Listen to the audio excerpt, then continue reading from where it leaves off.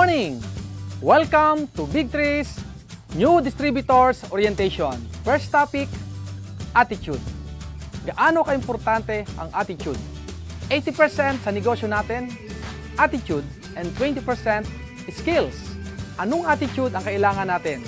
Good learning and listening attitude. Kailangan marunong ka makinig, humble ka, empty cup, para lahat ng ituturo sa iyo dito ay matutunan mo. Next topic, belief.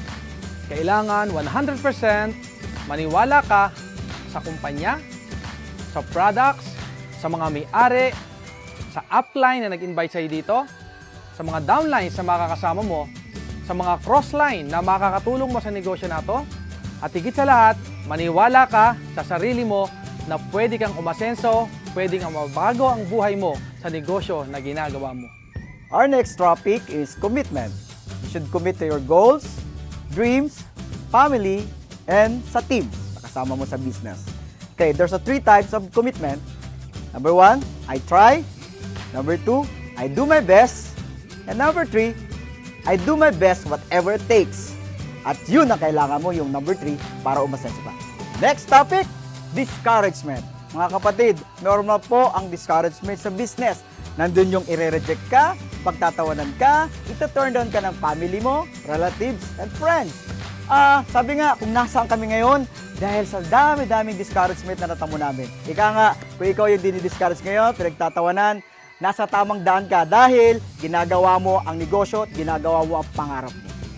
Our next topic, excitement. Kailangan sa business, excited ka lagi. Kailangan mo ng motivation, inspiration, and of course, love. Dapat in love ka sa ginagawa mo. Kasi darating sa point na may mga discouragement, may mga magtuturn down sa'yo. Pero pag love na love mo ang ginagawa mo, in love ka dito, baliwala lahat yan. So dapat excited ka lagi.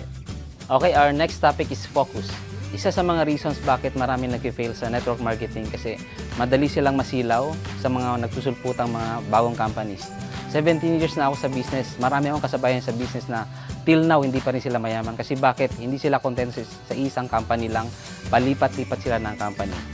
Bakit sila nag-fail? Simple lang kasi yung oras sila nahahati. Sabihin, wala silang laser focus. Okay? Okay, our last topic is goal setting.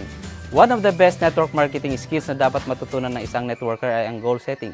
Paano ba mag-goal setting? Simple lang, dapat meron kang tina-target at dapat smart yung tina-target mo. Anong ibig sabihin ng smart? S stands for specific, M stands for measurable, A stands for attainable, R stands for realistic, T stands for time-bounded. Remember mga ka-Big Tree, a goal is a dream with a deadline.